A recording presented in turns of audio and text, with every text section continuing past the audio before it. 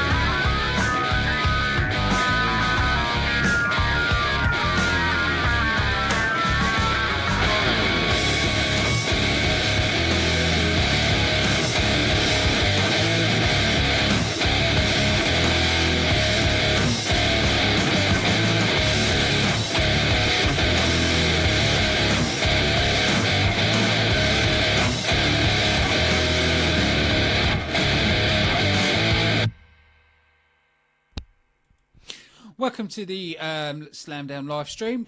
Today we're going to be covering everything SmackDown.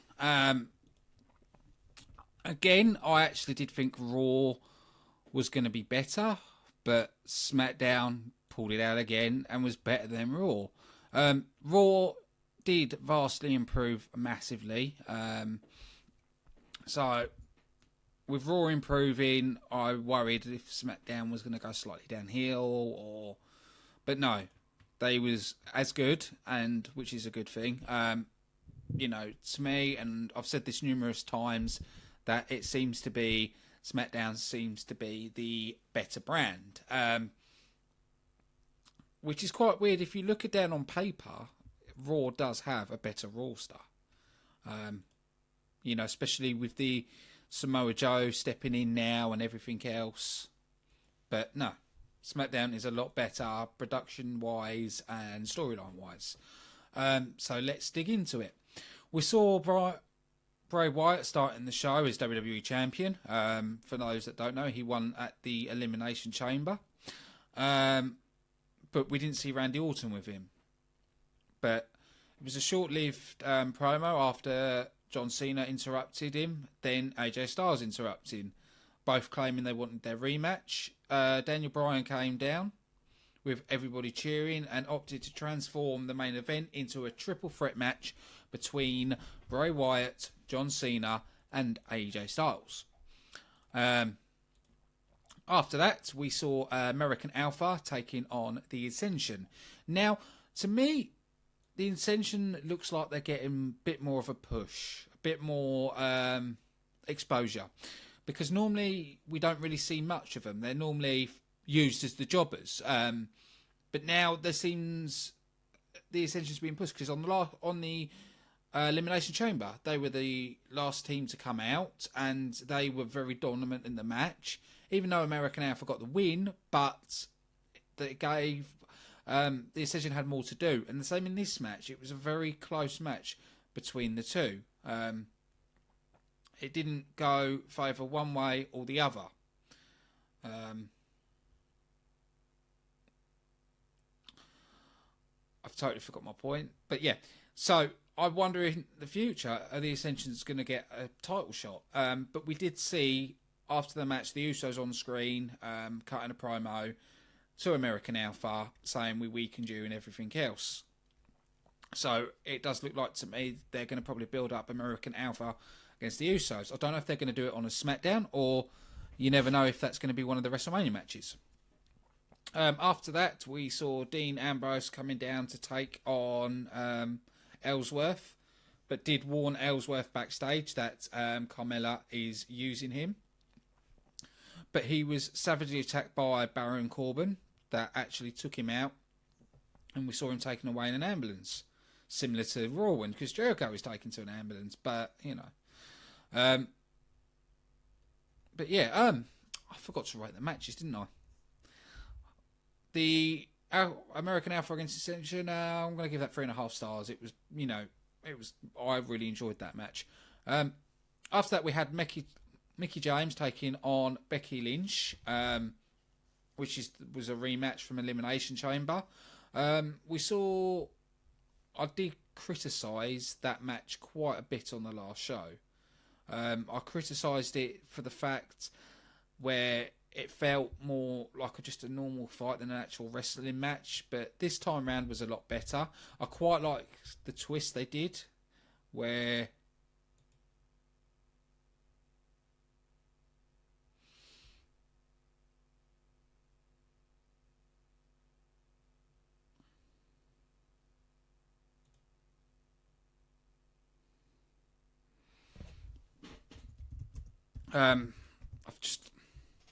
quite like the twist, the way she was acting with the injury, made it look like she was injured.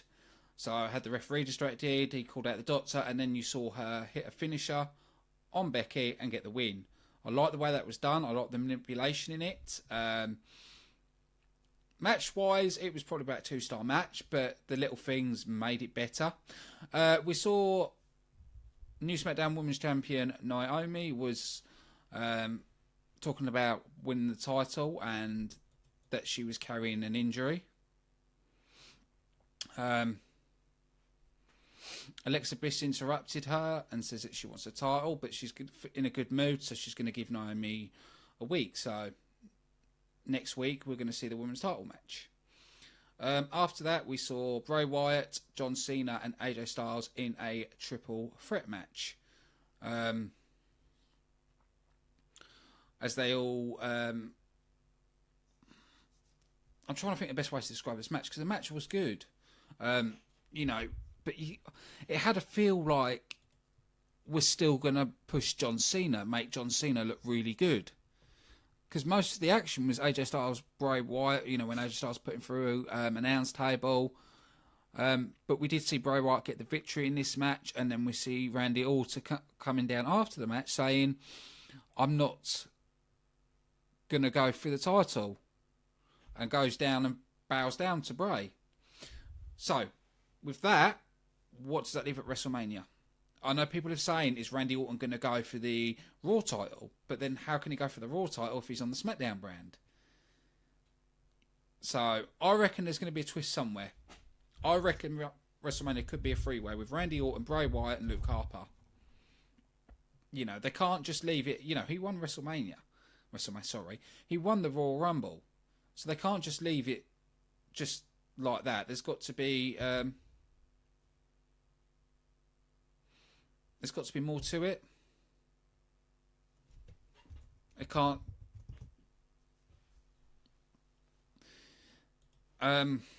It seems a bit weird to me to do it that way. With the whole build-up they did with the Royal Rumble. We'll just have to keep watching to find out. The match itself was probably about 3.5-star match. SmackDown overall was good. It was it's been continuously good as it has been. I'll get so tongue-tied today. I haven't had much sleep, so don't blame me. But no, it was a really good show. I was impressed with it. I can't say it's better than Raw, and I can't say Raw was better, which normally I'm saying SmackDown's a better show. But this one, it was quite even for me, and Raw really stepped it up. I'm trying to think, is there anything else that I'm missing? I've already said about Paige. I said that on the Raw review. No, I think that's it. So I want to say a big thank you to everybody watching. We are on again tomorrow, Monday, 9 p.m. GMT, covering the TNA, now known as Impact Wrestling. Yes, I know I'm probably going to get some abuse for wearing a TNA top doing this show, but hell, I'm a TNA fan and a WWE fan. I wore a WWE one when I did a TNA show, so I've got to do the same back. So, big thanks to everyone listening. This has been your host, Ashley Friend, and we'll see you again on Monday.